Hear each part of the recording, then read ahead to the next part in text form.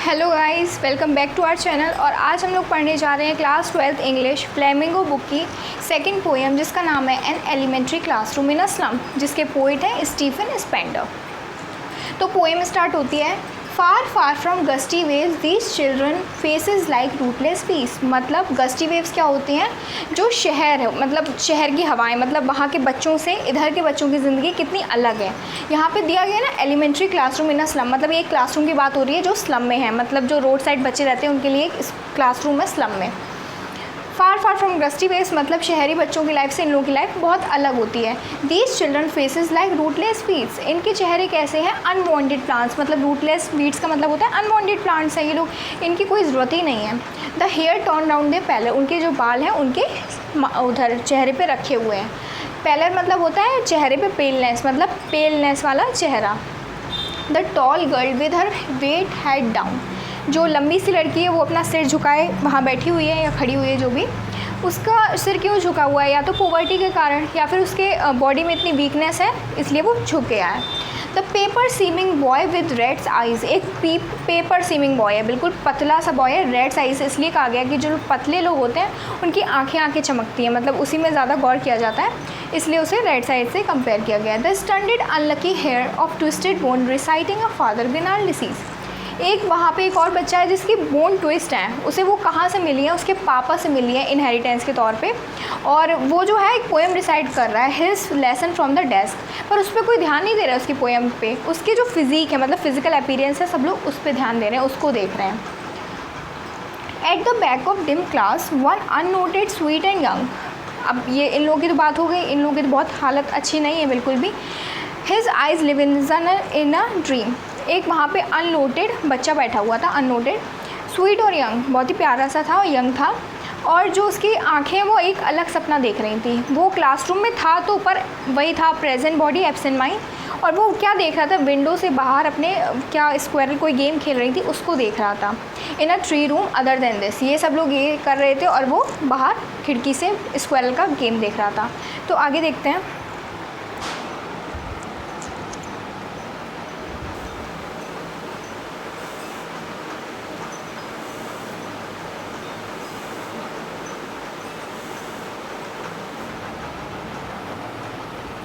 तो आगे देखते हैं। ऑन सोर cream walls donation Shakespeare had, मतलब जो सोर क्रीम वॉल्स हैं, मतलब जो क्लासरूम की वॉल्स हैं उनमें पेंटिंग भी अच्छी तरह नहीं हुई है बहुत दिनों से, रिसेंटली कोई भी पेंट वहाँ पे नहीं हो रखा है, तो वो गंदी सी दीवारें हैं जिसमें डोनेशन, मतलब लोगों ने दिया है कुछ लगाने के लिए, जैसे हम लोग के क्लासरूम में नहीं लगते हैं जो बोर्ड होता है वहाँ पे, उसमें हम लोग चार्ट्स चिपका देते हैं या फिर कोई पेंटिंग्स, तो वहाँ पे भी चिपकी हुई हैं।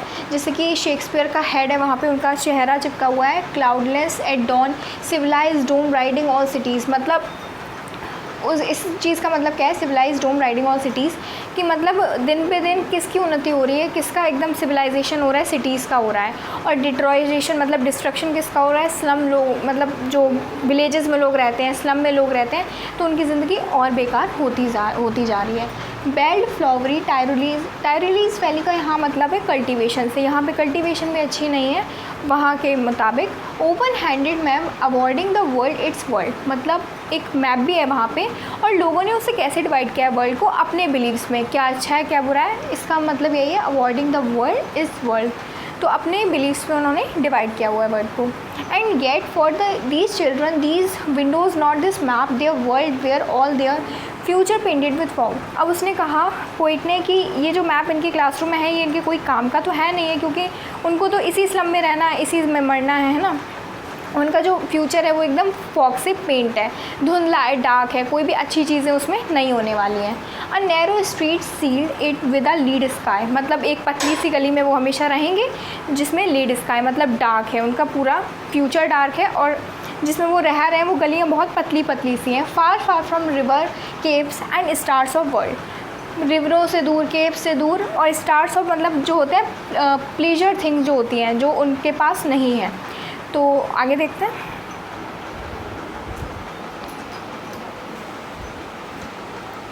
तो आगे पोइट बताते हैं कि श्योरली शेक्सपियर इज़ विक्ड, मतलब उन्होंने ये बोला शेक्सपियर जो है वो बैड है।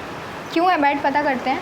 The the map a bad example. ये दोनों जो एग्जाम्पल दिए गए हैं, जो डोनेशंस वाला भी हम लोगों ने पीछे पढ़ा था, तो ये दोनों बैड एग्जाम्पल हैं, क्योंकि जो शेक्सपियर होते हैं वो अपनी राइटिंग्स में क्या लिखते हैं, होप के बारे में लिखते हैं, लव के बारे में लिखते हैं, जॉय हैप्पीनेस के बारे में लिखते हैं, पर जो स्लम चिल्ड्रन है वो उनसे रिलेट ही नहीं कर पाएंगे, उन्होंने वो सब कभी देखा ही नहीं है, उनकी ज़िंदगी में वो है ही नहीं।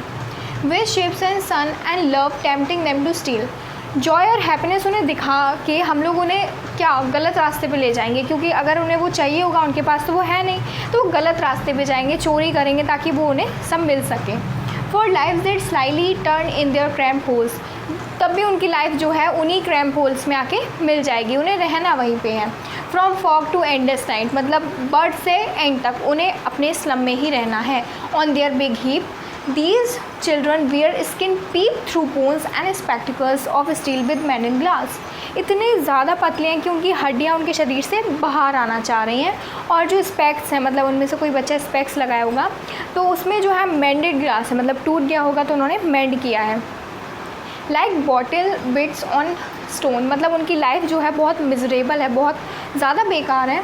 All of their time and space are foggy slum. जो भी उनके पास है टाइम, इस मतलब जो भी उनकी ज़िंदगी में है, फ्यूचर है, प्रेजेंट है, वो सब फॉगी स्लम है, मतलब एकदम डार्क है, अनसर्टेन है। So blot their maps with slums as big as doom. तो आप उनका मैप ये मत बताइए, जो वर्ल्ड का आप मैप दिखा रहे थे अपने एग्जाम्पल में, उनका मैप तो आप स्लम्स बनाइए जितना बड़ा आप बना सकते हैं। तो आगे देखते हैं।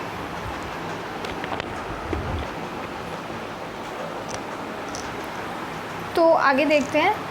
अनलेस गवर्नर, इंस्पेक्टर और विजिटर, मतलब जो गवर्नर है, इंस्पेक्टर और विजिटर आते तो हैं इन लोगों को देखने, स्लम के क्लासरूम को या फिर इन लोगों के पीपल को कि ये कैसे रह रहे हैं, पर वो सोचते भी हैं कि इनके लिए कुछ अच्छा करें। This map becomes their window and this window that shut upon their lives like catacombs. वो सोचते हैं इन लोगों के लिए कुछ अच्छा करें, पर वो कर नहीं पाते हैं, या तो वो उन लोगों की गलती है, और हम लोग चाहते हैं कि हम लोगों के लिए कुछ अच्छा हो जो स्लम के पीपल हैं, पर फिर से उनकी लाइफ वही स्लम में आके रुक जाती है, जैसे कि catacombs that shut upon their lives like catacombs, उन्हें घेर लेती है आसपास से। Break open till they break the town. तब भी कोशिश करती रहनी चाहिए कि स्लम के पीपल को अच्छी एजुकेशन मिल पाए, उनके जो ड्रीम्स हैं उनको फुलफ़िल किया जाए, उनको अच्छी एजुकेशन, उनके एरिया को अच्छा किया जाए।